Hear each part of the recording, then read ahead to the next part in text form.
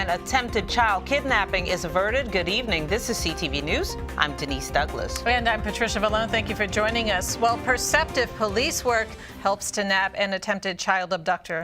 That child is home safe tonight, and the suspect in custody. Rochelle Metzger joining us now to tell us more about this incredible story. Yes, Patty, Denise, fortunately a positive outcome in this case, but definitely a cautionary tale for parents. A patrol officer hailed as a hero tonight.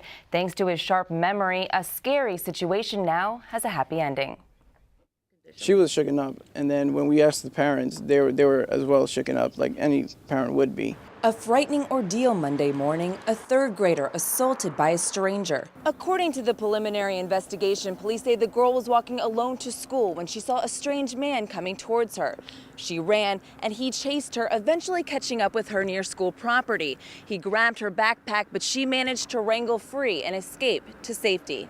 Ariel Acosta is one of the patrol officers called to James Ryder Randall Elementary School in Clinton, armed with a detailed description of the suspect and sent out to canvass the area. It became very familiar to me because 9 months ago, I actually stopped an individual who was drunk on the school property, and he was so drunk that he couldn't really walk.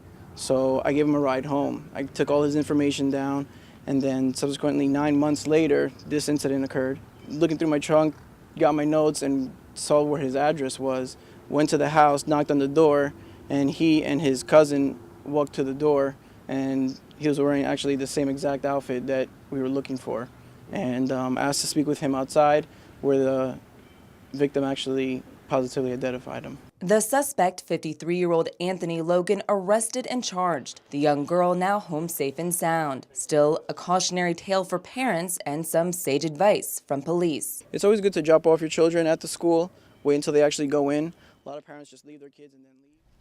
Logan is charged with attempted kidnapping, second-degree assault, and trespassing. Now, Acosta, he's 32 years old. He's been on the force for 6 years, and in that time, he's done a lot of great work. He saved a child last year in July. A 3-year-old got himself entangled in the window blind cords, and by the time he arrived, the child was blue. He was not breathing. Acosta did CPR and saved the child's life. And that's amazing. We're talking about 9 months of having your notebooks in the car. Every day he takes notes. Every time he's sent to any location, and he just happened to have, from 9 months ago, that notebook right there in his trunk. He was able to find it, had the address. So students out there, take notes. Yeah. It comes in handy later in life. To see his dedication. Yes, and a happy ending here. All right, thank you. Well, the American Civil Liberties Union is throwing its support behind a bill that would require local jurisdictions to follow state law in the way DNA evidence is handled. The ACLU testified at a House Judiciary Committee hearing in Annapolis looking at House Bill 680. State law governs how DNA evidence can be collected, handled, and how long it can be stored. The ACLU says local jurisdictions are not following state guidelines.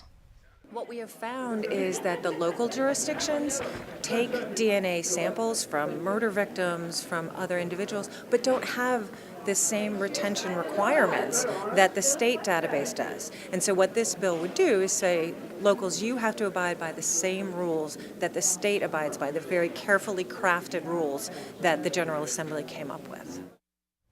Now, Love says collecting and storing genetic material of innocent people has been ruled unconstitutional.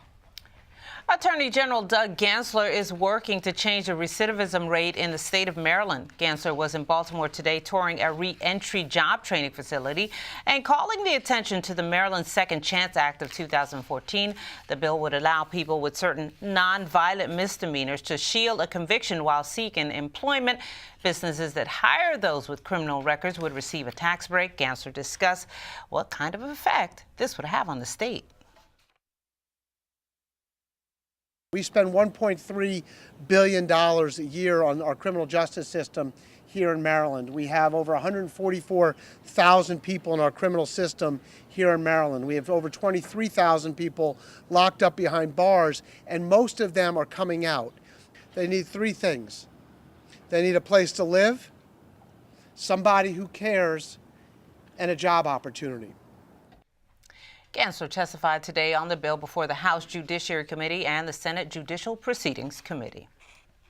A massive police search after a bank robbery in Montgomery County shuts down a major highway. It happened at the Wells Fargo Bank at King Farm Boulevard in Rockville. Now, this is I-270 this afternoon, but shortly after 10 this morning, police closed down both sides of the interstate near Montrose Road as they narrowed down on the robbers. Traffic came to a standstill for more than a half hour as officers went car to car, guns drawn, looking for those suspects. Now, the search led to 3 people arrested. The suspects are now in police custody. And you are watching CTV News. I'm Patricia Valone. And I'm Denise Douglas.